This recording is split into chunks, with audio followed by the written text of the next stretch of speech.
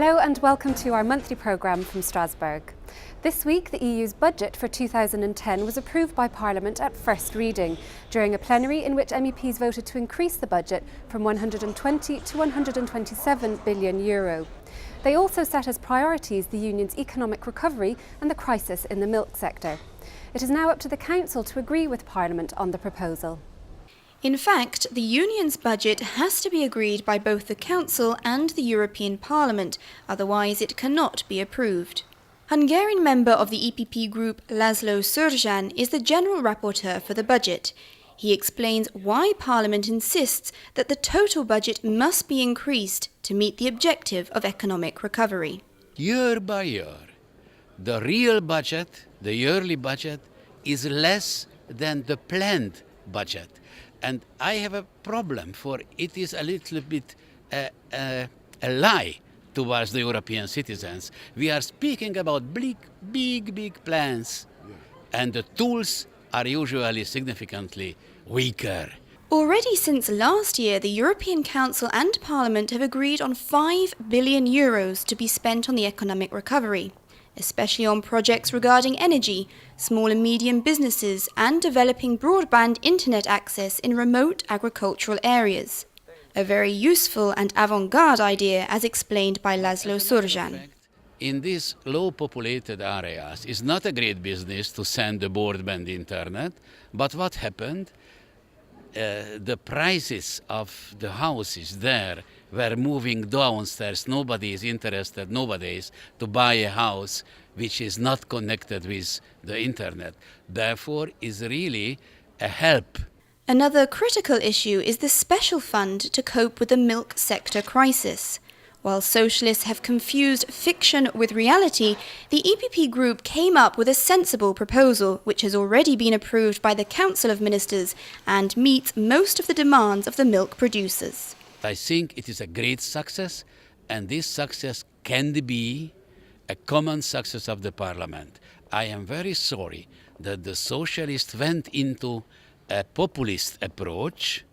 It came as no surprise to Parliament that the European Council summit at the end of October has a packed agenda, which was presented in plenary by Swedish European Affairs Minister Cecilia Malmström. She included 10 important subjects in her overview. No question that two tasks will dominate discussions. First, of course, it is important to get the institutional framework in place after a much longed-for signing of the Lisbon Treaty. Everybody hopes for the Czech president to sign the treaty before the council meeting. Managing to put in place not only a new commission, but a high representative for foreign affairs and the permanent president of the council will take quite an effort. Speakers in the EP debate also focused on the upcoming World Summit on climate change in Copenhagen. EPP chairman Joseph Daul led the debate. Enfin, j'attends du Conseil européen sur le climat une stratégie adaptée à la situation. I expect from the European Council a strategy on climate adapted to the situation, to the weak commitment of our partners to date, less than 2 months before Copenhagen. I therefore pose a straightforward question. What pressure are you putting on the US, on China and other countries? A polite and moderate pressure, or maximum pressure? Although I'm pleased that Europe is a pioneer in this subject, we cannot be the only one making an effort to combat global warming. There are only 50 days left before the Copenhagen summit, and 50 days is not much, but enough if you're determined. And I ask you, Mr. Chairman, Mr. President of the Commission, to tell us how you intend to use these 50 days.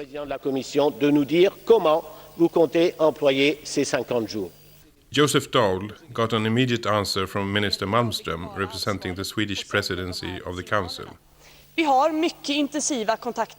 We have intense contacts with others. We will have summits within a few weeks with Russia as well as China and the US, where the climate and energy certainly will be prioritized with all these states. We are also involved in working groups and the Barcelona meeting in 10 days. Furthermore, the finance ministers will meet in St. Andrews, so there are many opportunities for talking. I am not satisfied with the results so far, but I am absolutely confident that we will be able to reach an agreement in Copenhagen. People all over the world expect us to. Commission President José Manuel Barroso also responded to Joseph Daul to say that there are a lot of obstacles, but that this is not the moment for Europe to reduce its ambitions.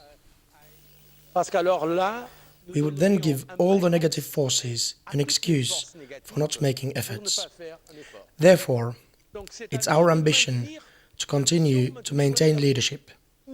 But at the same time, and here I'm responding specifically to Joseph Daul, say that our offer, including the financial offer, is a conditional offer. We are ready to help those who really make efforts to reduce emissions. As did everybody else, the Commission President concluded on a positive note. There will be an agreement in Copenhagen. First, however, it will take a Herculean effort for the summit on the 29th and the 30th of October to handle its heavy agenda. EPP Prime Ministers will meet a few hours ahead of the EU summit to look for a common position on the issues on the agenda. Antonio López-Istúriz told us a bit more about the debates.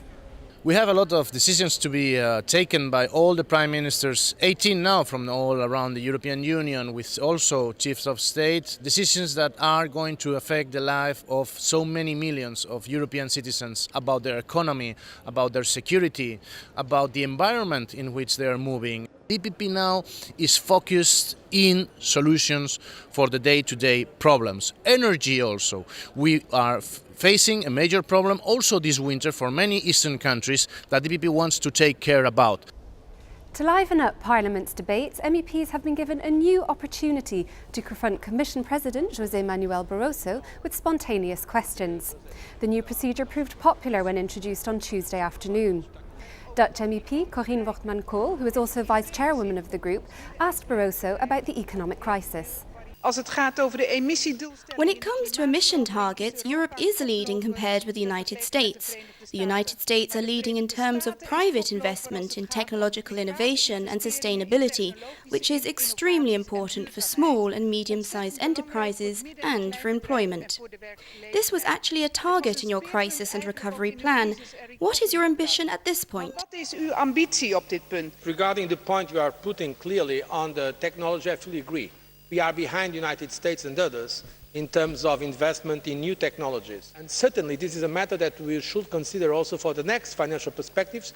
As you know, we will come before the end of the year with our budget review. There will be an occasion also to have a good debate about where in the future we should put our emphasis in terms of investment. The list of MEPs eager to ask questions was long, but everyone involved seemed to appreciate this new format, and it can surely be developed further. I really enjoy it. I think it's a good exercise. I have to tell you very frankly, it's extremely difficult for me to put in 1 minute all my arguments, or at least many arguments, especially because most of the time I'm not speaking my own language. I'm speaking in language that I believe are more accessible, and that requires from me an additional effort. Anyway, I mean, you decide the format. I will be able to discuss with you, because I believe that debate, free debate, and confrontational debates and controversial debates are a good contribution to a more strong European democratic space.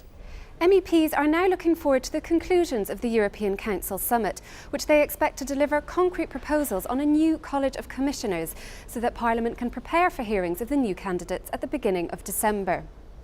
For a more complete version of this session's highlights, visit our website, eppgroup.eu. Thanks for watching.